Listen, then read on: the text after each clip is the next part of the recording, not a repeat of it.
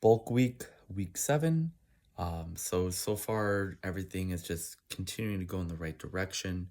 I came in at 172 and a half pounds this week and 22.4% body fat based on my Feelfit bathroom scale that I have, but enjoyed just some really tasty, savory foods.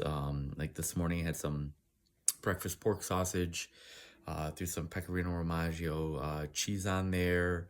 I've been rotating my half a cup of berries every day, which you can have berries on keto. It's totally fine.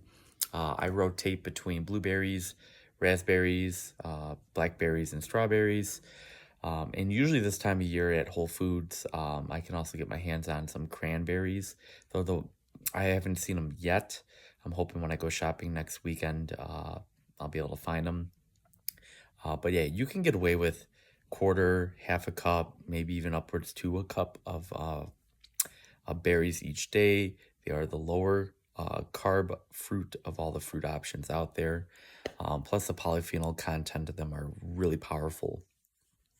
So, rotating my vegetables, my fruits, my nuts and seeds, different types of proteins that I am consuming, that is the key to making this a lifestyle and making it sustainable and easy. If you're always eating the same foods day in and day out, it's going to be hard to stick to it. You're going to get bored. You're going to end up throwing something back in the fridge that you meant to cook, and you're going to go out and buy something that you probably shouldn't.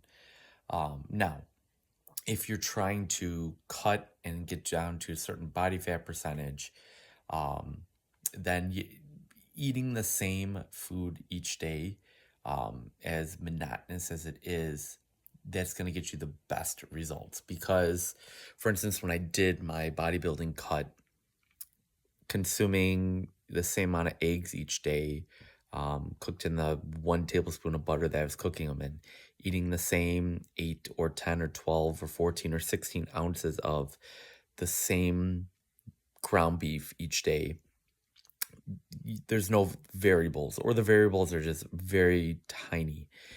Whereas if you're trying to cut, but you're eating, a chicken breast one day and a steak the next, chicken breast might be a little bit easier to tell the difference.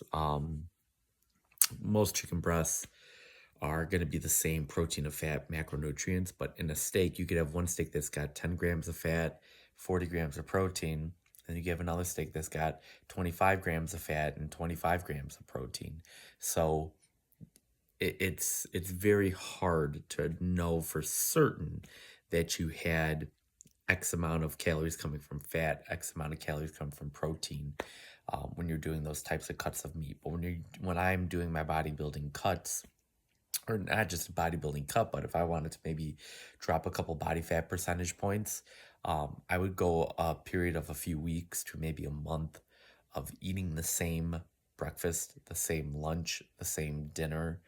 That way I can control that variable. I know it's not going to be kind of up and down, up and down. So, but that's a long-winded answer to why I like to rotate my foods. I'm in a bulk, just because it keeps me interested. If I hear something new, new research on some type of food out there, that is a ketogenic food, I will add that in, to see if I might experience any of the health benefits that new research might have come out about.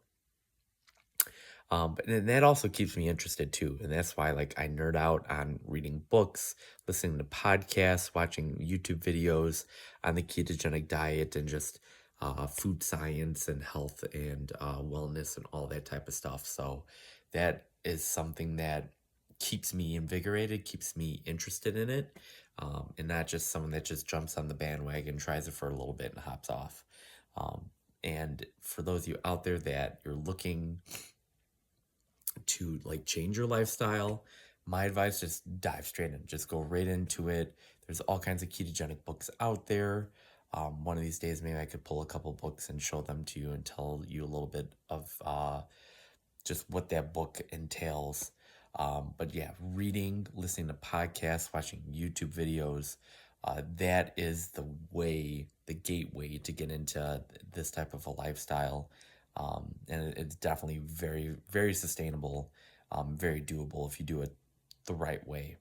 So workouts this week were awesome, lifted super heavy, and just my body was super beat up the other day. Luckily, yesterday was a recovery day, but my body was so beat up because I just pushed it so hard and lifted super heavy. And today, actually, my body feels pretty decent. So tomorrow's a chest, shoulder, tricep day, and hopefully, I'll be able to maybe increase the weights a little bit in some of the moves, but we'll see. Well, that's all I've got for you guys today. Please keep it locked in here on my channel, and please like and subscribe, and just continue to follow along with me as I now go through this ketogenic bulk diet following my ketogenic bodybuilding prep. And I'll see you guys next week for the end of week 8.